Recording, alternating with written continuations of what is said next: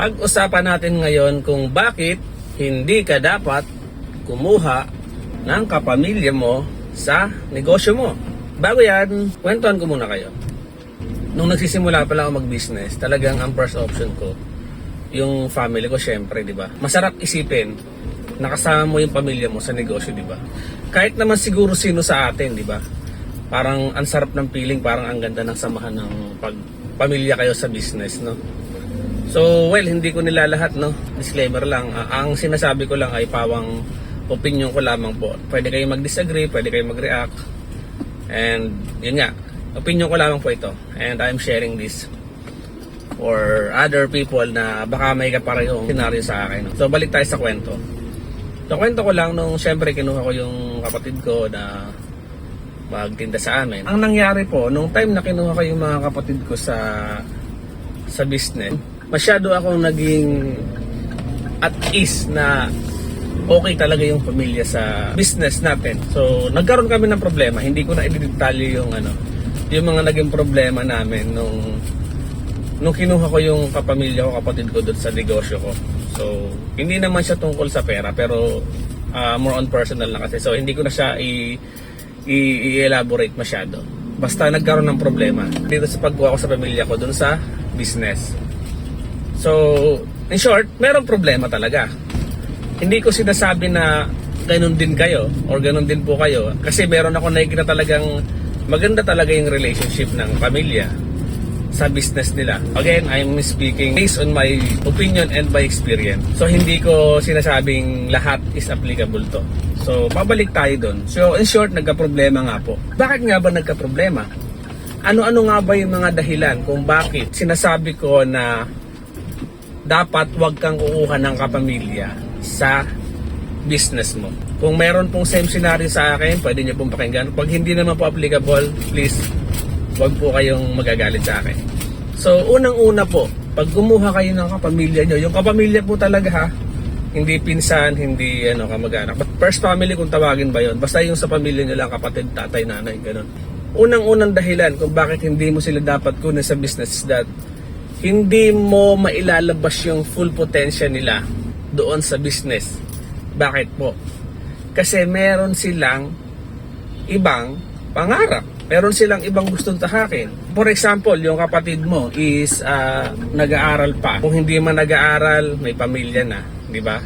So kung small business tayo mga kaibigan, tapos kukunin natin yung kapatid natin, nanay, tatay natin, mga ganun, ang mangyayari po, nalilimit yung potential nila dun sa dapat na level ng empleyado mo dun sa business mo. So dahil meron silang other matters, katulad ng mas iniisip nila yung pag-aaral nila, mas iniisip nila yung pamilya nila, which is hindi talaga natin kayang ibigay kung ano kailangan ng pamilya nila dahil small business owner lang tayo eh. Pero na lang po kung sobrang laki talaga natin. Yun naman sa kapatid natin nag-aaral, busy din siya dun sa pag-aaral niya. So, hati yung attention niya. Kumbaga, yung business mo is magsasuffer din yung other matters ng buhay nila.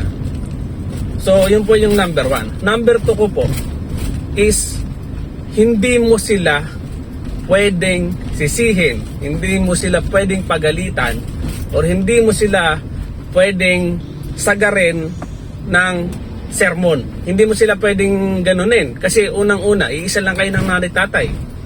Ang mangyayari po nun, pag pinagalitan mo yan, ang tendency po niyan, magsusumbong yan sa magulang mo. Ang ending, di mag-aaway kayo ng magulang mo ngayon. Siyempre, kung bata yan sa'yo, papagalitan ka ng magulang mo. Sasabihin sa'yo, bakit naman ganyan, di ba? Bakit hindi mo na lang ganito, ganyan? So, wala kang magagawa ngayon. So, apektado ka, apektado business, apektado yung relasyon mo sa magulang mo. Kung magulang mo naman yan, hindi mo naman siya pwedeng pagsabihan. Kasi magulang mo. O pwede mo naman pagsabihan, kaso lang syempre, ma-hurt yan, masasaktan yan. So yun po yung number 2. Hindi mo sila pwedeng sagarin sa mga ganung bagay na pwede natin gawin sa empleyado natin dahil kung halimbawa may mali naman talaga silang nagawa, pwede natin gawin. Pero sa kapamilya natin, kahit may mali silang nagawa, ang sasabihin lagi, pamilya naman pagbigyan mo na. Diba? Business yung nakataya, business mo yung nakataya, tapos gano'n ang reasoning. Diba? Napakahirap nun mga kaibigan.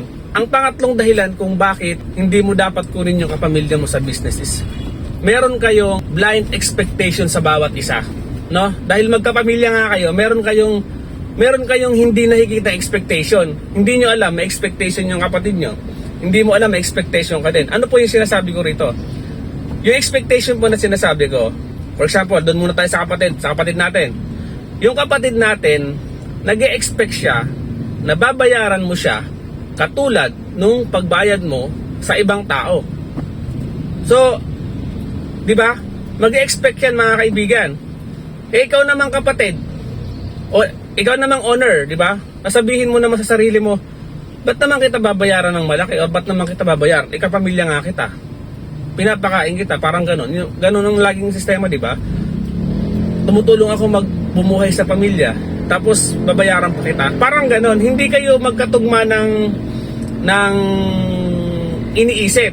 Iba yung ine-expect niya, iba rin yung ine-expect mo. So, ang nangyayari talagang, ang ending, magkakagulo yung pamilya nyo. So, naigets nyo yung mga kaibigan, iniisip niya na, kailangan bayaran ako nito, ni kuya, ni ate, ganyan, di ba? Tapos ikaw naman, dahil iniisip mo, nakapatid mo siya, ba't naman kita babayaran? Tumutulong naman ako sa pamilya natin. Ganong senaryo. Ang ending, magkakasama kayo ng loob, magsusumbong sa magulang mo, magkakasama kayo ng loob ng magulang mo, and ang mangyayari mga kaibigan, magulo na yung pamilya nyo. Di ba? Ako talaga mga kaibigan, sinasabi ko to kasi na-experience ko. Hindi ko alam kung ganun din yung pamilya nyo, pero kung ganun din mga kaibigan na nagkakaroon kayo ng problema, please pag-isipan natin maigi. Kasi nga, na-experience ko, baka ma-experience nyo rin. Again, disclaimer lamang po mga kaibigan, hindi po ito applicable sa lahat. No? Hindi ito applicable sa lahat. Kung na-experience nyo po yung ganitong senaryo, pwede nyo i-apply, pero kung hindi, wag na po. Kanya-kanya po tayo kasi ng kalagayan talaga sa buhay. So, yun. Sa mga katulad ko pong small business owner, wag po natin hayaan na masira yung business natin ng kahit anong mga kadahilanan. Kahit po sa pamilya natin na i-separate po natin yung buhay pamilya doon sa business natin. And dahil ang kalaban natin dito mga kaibigan, yung mga talagang pangyayari na hindi natin inaasahan na pwedeng magpabagsak sa ating business. So yung business natin talaga dugot pawis, oras yung binubuhos natin. Then mawawala lang bigla pag may mga mali tayong ginawang desisyon, di ba? So, yun lang. Sa mga katulad ko small business owner, mga kaibigan, meron po tayong grupo ng mga small business owner at the same time empleyado po. Katulad ko, small business owner ako and empleyado rin po ako. So, meron po tayong group doon. Pwede po tayong sumali para makapag-usap po tayo doon ng mga kung ano-anong. Pwede kayo mag-post doon ng kung mayroon kayo katanungan. So yun lamang po, kung nagustuhan nyo itong video na to, thank you po sa pakikinig. Maraming salamat po and God bless us all. Paalam.